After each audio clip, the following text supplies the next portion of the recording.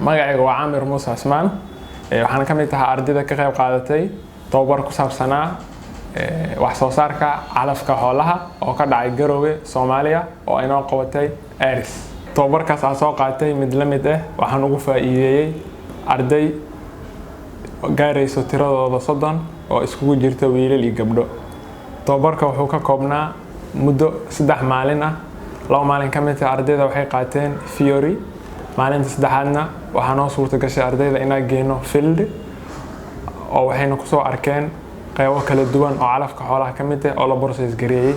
ujeedada seminaarka aan u qabtay waxay ahayd marka ugu horeyso inaan ugu faa'iideeyo dadka waxa uu ku soo bartay seminaarka, iyo mid kale oo ahayd dadka in lagu wacyigeliyo qaabka ugu fiican loo soo saaro calafka xoolaha iyo sida loo process gareeyo si mar walba loo helo cunto fiican oo xilli walba la heli karo oo xoolaha la siiyo. ugu dambeyn waxaan u mahadcelinayaa ARIS Training Center International, NAFIC iyo Red Sea iyo jaamacadda Abraar oo fududeysay seminaarkan noo qabsoomay. dhammaan way mahadsan yihiin.